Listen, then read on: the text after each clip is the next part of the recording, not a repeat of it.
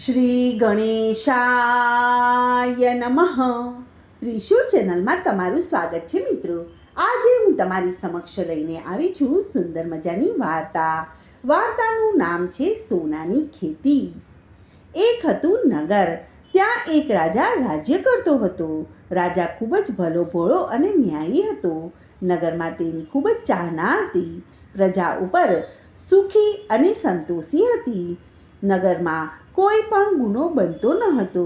આથી પ્રજાને કોઈ પણ વાતની ચિંતા નહોતી. એક દિવસની વાત છે. આ નગરમાં ફરતા ફરતા કોઈ ચોર આવી ચડ્યો અને રાજાના મહેલ ઉપર તેની નજર પડી. તેને થયું કે રાજાના મહેલમાં ચોરી કરવી જોઈએ, કેમ કે ત્યાંથી સારો એવો કિંમતી માલ મને હાથ લાગશે.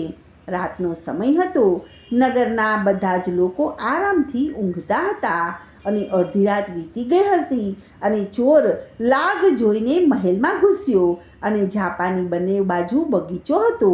ચોર બગીચામાં ઉતર્યો અને ધીમે આગળ વધવા લાગ્યો. એવામાં પાંદડાનો અવાજ થયો અને ચોકીદારની તે તરફ નજર ગઈ. તેણે કાન સરવા કર્યા. તેને શંકા ગઈ.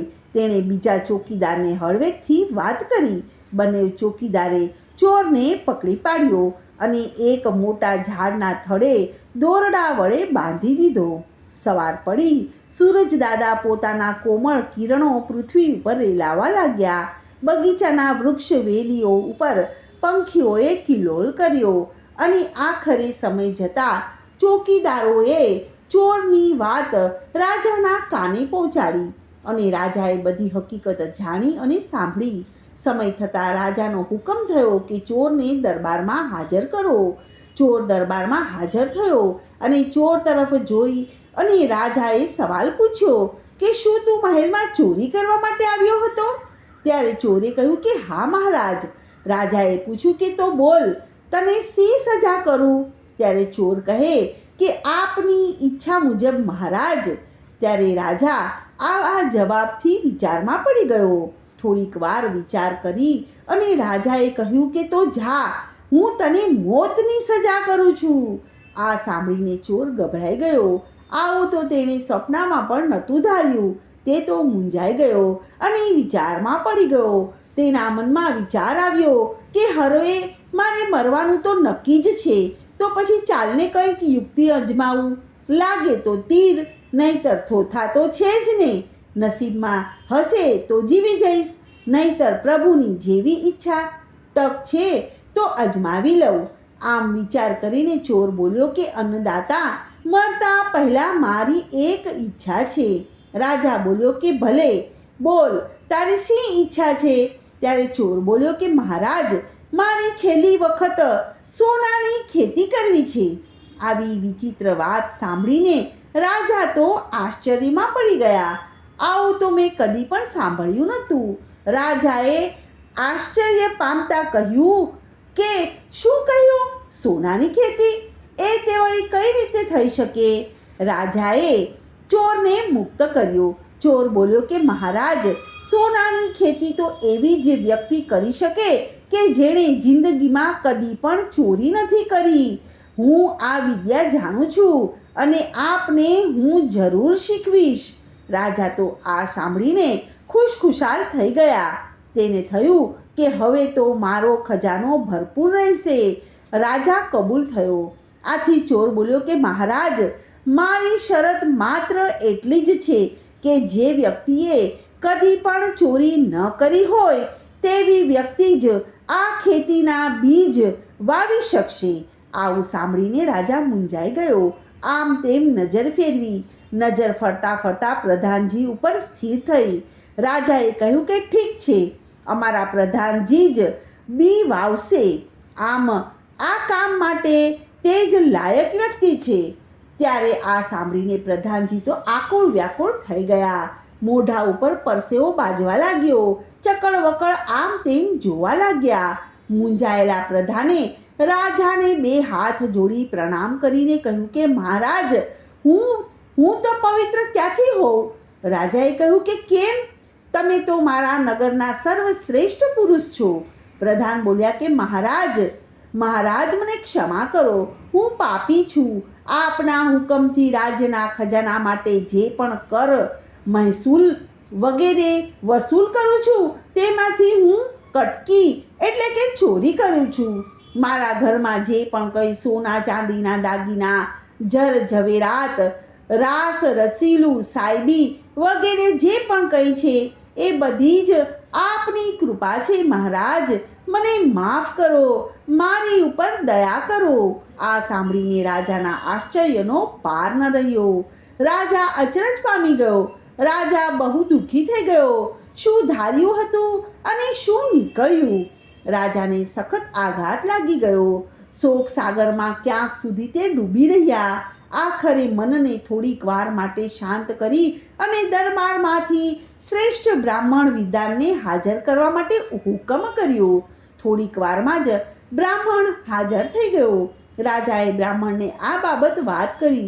બ્રાહ્મણે કહ્યું કે મહારાજ, મને માફ કરો, આ કામ માટે હું અસમર્થ છું.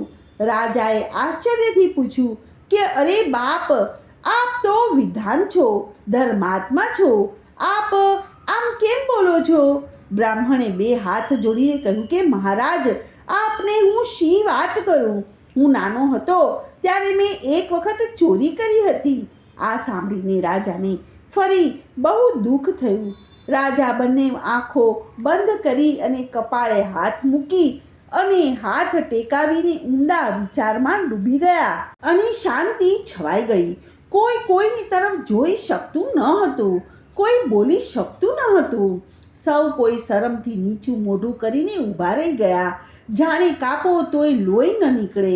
છેવટે ચોર બોલ્યો કે મહારાજ. રાજાએ ઊંચું મોઢું કર્યું, આંખો ખોલી ચોર તરફ નજર નાખી.